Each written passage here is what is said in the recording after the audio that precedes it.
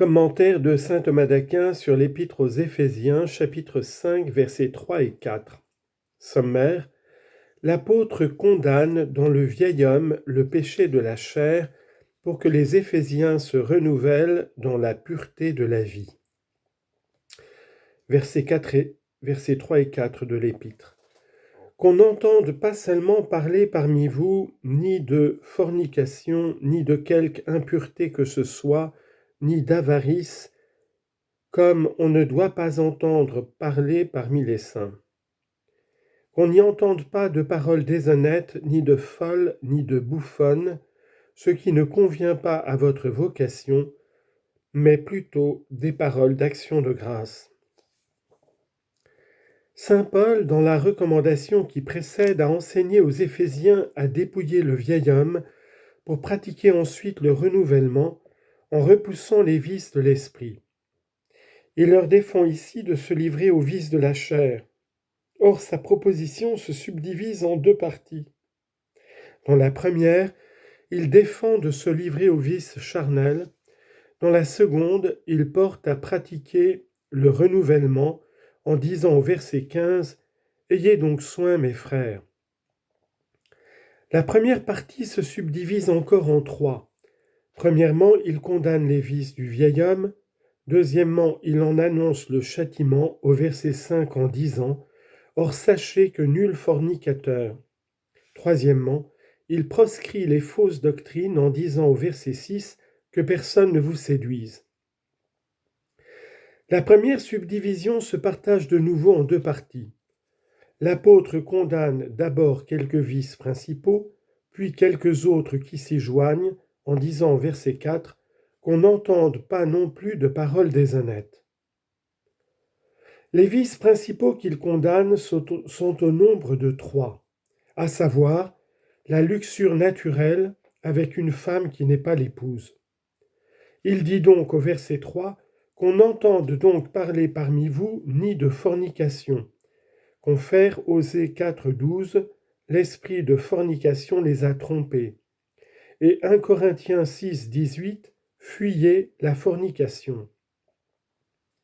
Ainsi se conduisait Job, chapitre 31, verset 1, quand il disait « J'ai fait un accord avec mes yeux pour ne penser pas seulement à une vierge. » Le terme fornication vient de fornix, c'est-à-dire arc de triomphe, près duquel se trouvaient les lieux de débauche. Confère Proverbes chapitre 20, verset 1, « La fornication est venue parmi eux ».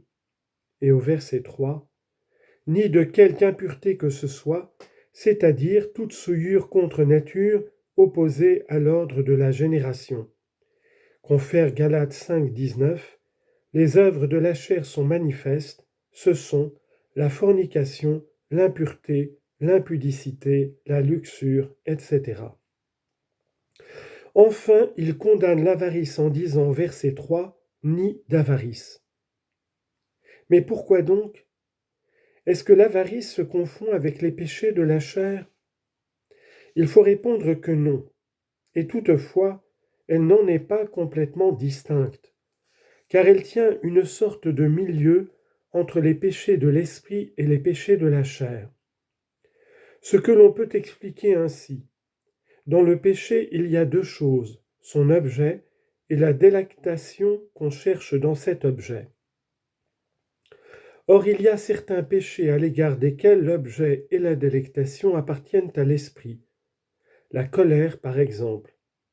Car la vengeance qui est l'objet de la colère et la délectation qu'on y prend tiennent à l'esprit comme la colère. La vengeance, en effet, et la délectation qu'on y poursuit sont quelque chose de spirituel. Il en est de même de la vaine gloire. D'autres péchés sont totalement charnels, soit par l'objet, soit par la délectation, par exemple la gourmandise et la luxure. Mais l'avarice tient le milieu, car son objet, c'est-à-dire l'argent, est charnel, la délectation au contraire est spirituelle, car c'est par l'esprit que l'avare se complaît dans son argent. Voilà pourquoi l'avarice est comptée parmi les péchés de la chair à raison de son objet, parmi ceux de l'esprit à raison de la délectation. Confère Hébreux 13, 5, que votre vie soit exempte d'avarice. Ou bien encore faut-il dire que l'avarice est opposée à la justice, ce qui la fait regarder comme une sorte de luxure qui est l'adultère ou l'abus injuste de la femme d'autrui, ainsi que l'avarice et l'injuste abus de l'argent. Cependant, l'apôtre a dit plus haut au verset 28 que celui qui dérobait, il dit ici qu'on n'entende pas seulement parmi vous parler d'avarice. C'est que, dans le combat spirituel, les vices qu'il faut vaincre d'abord, ce sont les vices de la chair. Ce serait en vain que l'on combattrait contre les ennemis du dehors si d'abord on a triomphé des ennemis. Ce serait en vain que l'on combattrait contre les ennemis du dedans si d'abord on a triomphé des ennemis du dehors, c'est-à-dire des vices de la chair, contre lesquels la guerre subsiste toujours.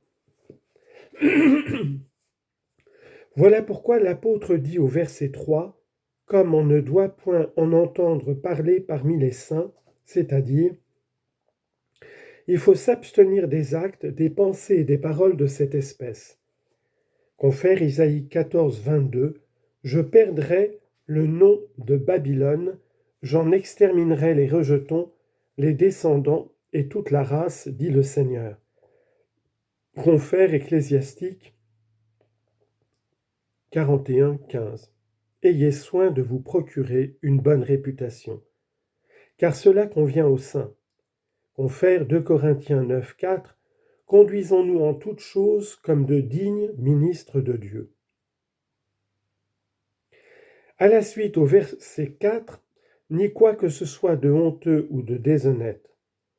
L'apôtre en vient à quelques vices qui tiennent à ses premiers. Il condamne d'abord ses seconds vices. Il engage ensuite à pratiquer les vertus opposées en disant au verset 4, mais plutôt des actions de grâce. Il proscrit 3 vices, à savoir l'impudeur, qui se livre à des touchés, à des embrassements et autres familiarités coupables. Confère Proverbe 6, 32, « Celui qui est adultère perdra son âme par la folie de son cœur.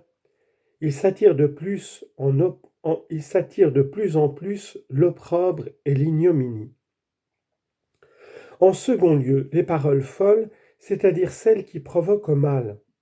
Confère Ecclésiastique 9, 11, son entretien, c'est-à-dire celui de la femme corrompue, brûle comme un feu. Et verset 4, les bouffonneries, c'est-à-dire les plaisanteries par lesquelles on cherche à se rendre agréable. Confère Matthieu 12, 36, au jour du jugement, les hommes rendront compte de toutes les paroles inutiles qu'ils auront dites. Ces défauts mortels, dès qu'ils peuvent conduire au péché mortel, car même ce qui est bien en soi devient mortel du moment qu'il conduit à une faute mortelle. L'apôtre exhorte ensuite à une pratique opposée, à savoir celle de l'action de grâce. C'est pourquoi il dit au verset 4, « mais plutôt des paroles d'action de grâce ». Confère Isaïe chapitre 40 verset 3, « On y verra la joie et l'allégresse, on y entendra les actions de grâce et les cantiques de louange. »